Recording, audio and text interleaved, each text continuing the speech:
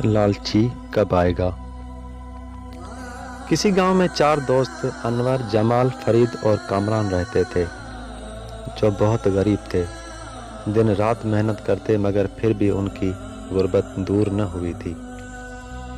ایک روز ان کے گاؤں میں ایک بزرگ آئے۔ انہوں نے چاروں دوستوں کی حالت دیکھی تو انہیں ترقی کی دعا دی اور ان سے کہا، اپنی قسمت آزمانے گل پوری نامی قصے جاؤ، وہاں سے تمہیں اتنا کچھ مل جائے گا کہ تمہارا حال بدل جائے گا، مگر خبردار زیادہ لالچ نہ کرنا، بلکہ جو کچھ ملے اس پر صبر و شکر کر کے گھر واپس آ جانا، کیونکہ لالچ بری بلا ہے۔ چاروں دوست نے بزرگ کی بات سنی اور سفر پر روانہ ہو گئے۔ سفر لمبا تھا۔ وہ آپ میں باتیں کرتے اور ایک دوسرے کو قصے کہانیاں سناتے چلتے رہے اور 1 ماہ میں گلپور پہنچ گئے، جہاں تانبے کی کان تھی۔ وہاں ایک جگہ لکھا تھا، تانبے کی جتنے سکون کی تمہیں ضرورت ہے لے لو اور چلے جاؤ۔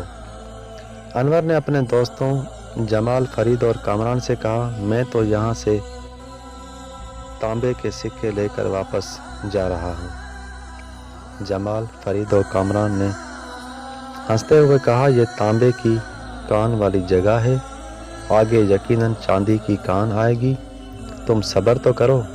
مگر انور نے کہا، میرے لیے یہی کافی ہے۔ یہ کہہ کر وہ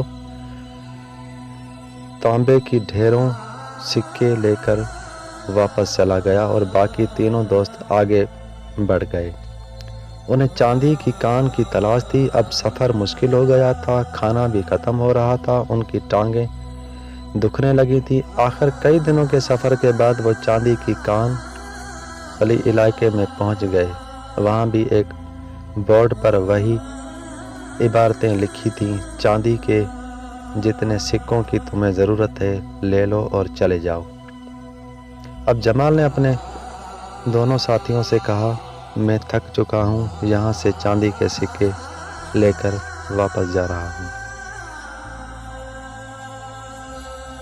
یہ سن کر فرید اور کامران نے کہا، تھوڑا صبر کر لو، ہو سکتا ہے آگے سونے کی کان ہماری منتظر ہو۔ ادھر فرید اور کامران سونے کی کان کی تلاش میں آگے سفر کرتے رہے۔ وہ دونوں راستے میں خیالی پلاؤ بھی پکا رہے تھے۔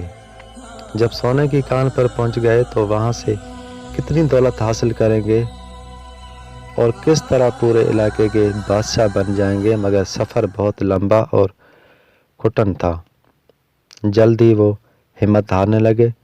کھانا پہلے ہی ختم ہو چکا تھا، مگر کسی نہ کسی طرح وہ چلتے رہے اور آخر سونے کی کان پر پہنچ گئے، جہاں فرید نے کامران کو اپنا فیصلہ سنا دیا۔ میں اپنی